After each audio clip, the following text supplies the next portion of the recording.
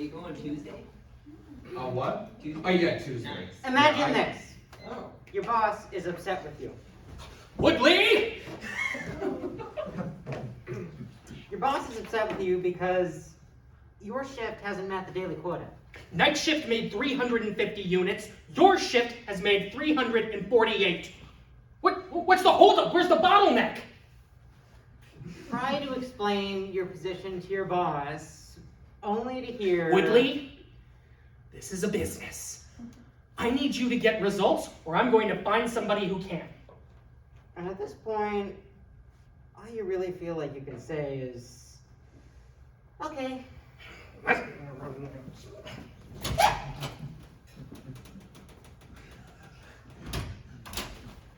What's up with that guy? Good afternoon, everyone. This is Sean Sullivan. Sean worked in solar manufacturing for 7 years. After that, he worked at a couple of independent startups, and he is a TWI certified trainer.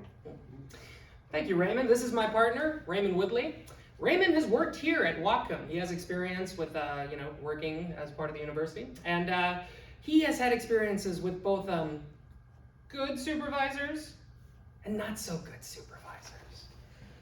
Oh man, chances are we've all had uncomfortable experiences with coworkers and superiors.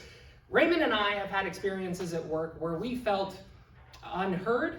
We felt that our value or expertise was minimized and that we were held to shifting standards. Though it may not always feel like it, you're not alone in feeling this way.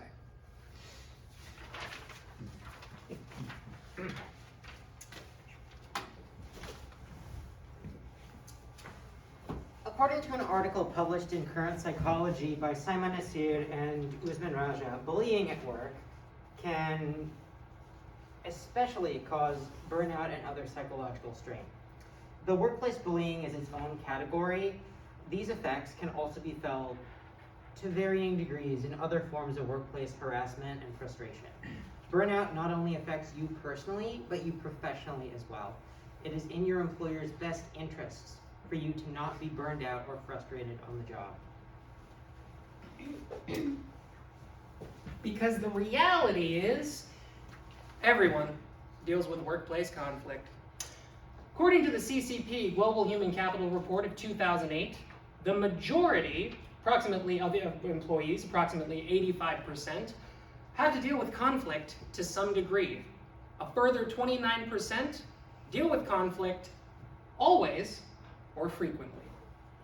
The report also states that 49%, nearly half, of all workplace conflict happens as a result of personality clashes and egos. I'm sure all of you have experienced a clash of personality or egos. So here's the reality. Ego is unavoidable. All right?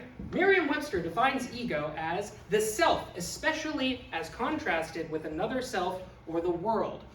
We perceive ourselves as individuals with our own personalities, our own opinions, and insecurities.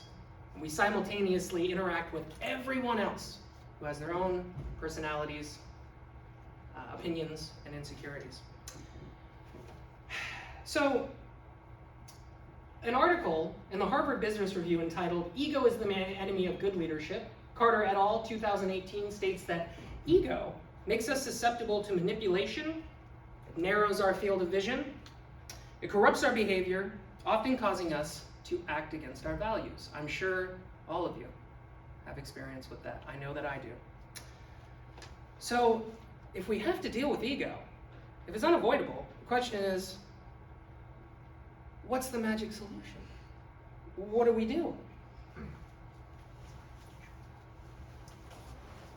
All right, so if you've dealt with this, or even if you haven't, then you're probably thinking, I did my best, but is there something I'm missing? Is there some magic solution that'll quell my boss's ego, but also let me see the change that I want?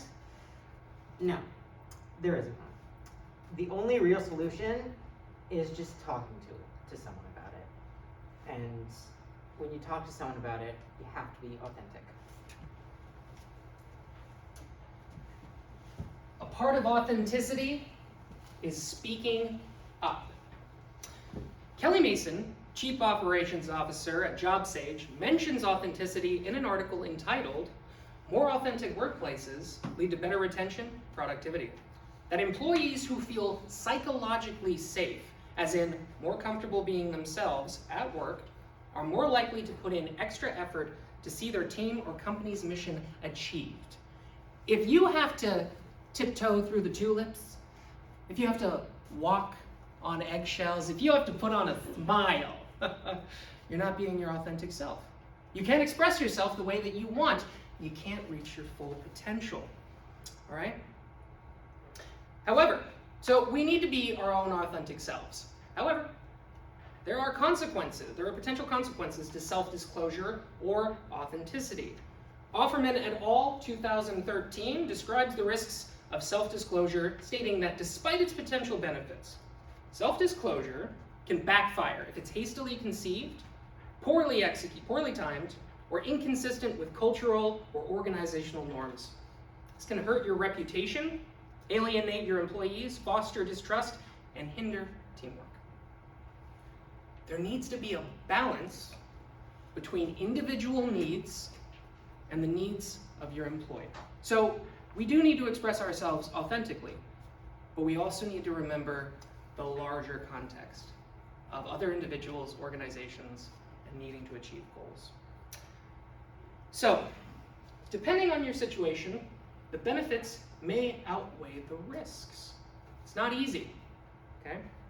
Which brings us to concerns. I know what you're thinking right now. But Sean, Raymond, what if my voice isn't being heard at work? Here's the thing. Your voice might not be heard at work. So what do you do about that? You take responsibility for what you can control. In this case, find a listener who has the power to affect the change you want to see. If your voice isn't being heard, you take action to try to achieve that goal. What if you can't change your coworkers' behavior? I tried desperately for 7 years to change my coworkers' behavior. Never got anywhere. So what do? Again, we take responsibility for what we can control and influence. You discuss your coworkers' behavior with an authority who can influence change. The idea here is that we're working with what we can. We're doing what we can. One of the ways that we can do this is get in touch with our values. Laura Bouillet, associate professor at Assad Business and Law School, said in 2021 that authenticity reveals either fit, when values match, or misfit, when they don't, within the organizational context. You can visualize this with these two photos. Imagine that you're working for an organization that functions like the immaculate masonry of the ancient Incans. It's incredible. As opposed to working for a company that functions like a giant teddy bear on top of a Toyota on the freeway. Oh no. It just doesn't fit.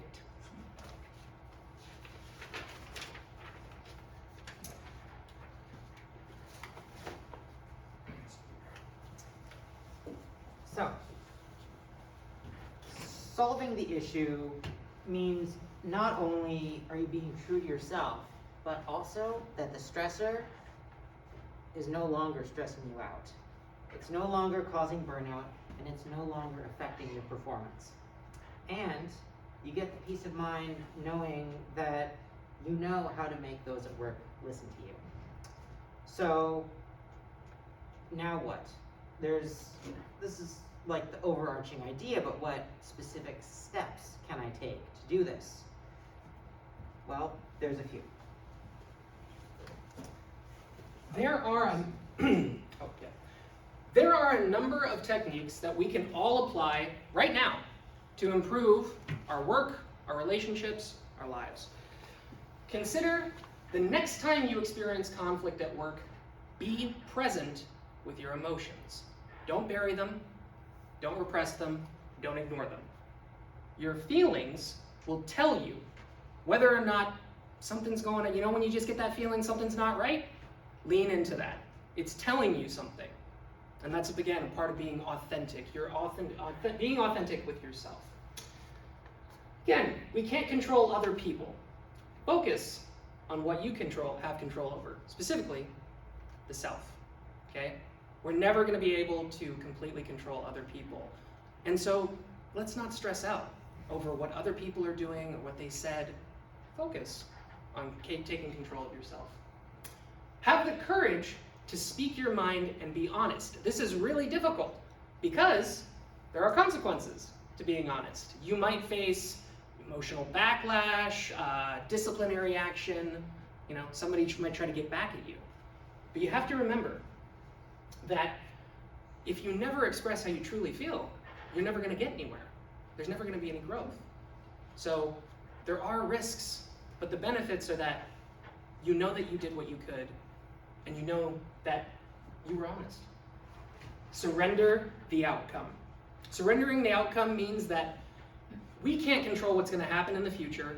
We can't control how something's going to work out. So don't let it affect how you feel right now. Don't let it poison your emotional state or your anxiety. Don't let it infect you. Surrender the outcome.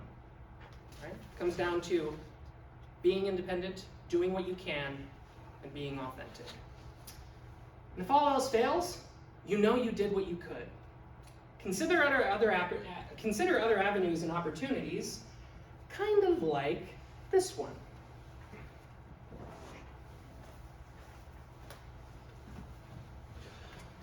Woodley, the line is not... Sean, you and I need to find time to sit down with HR and have a little conversation. Whoa. Raymond, buddy, we can talk about this. Yes, we can. Because the only way you're going to be heard is if you speak. Thank you.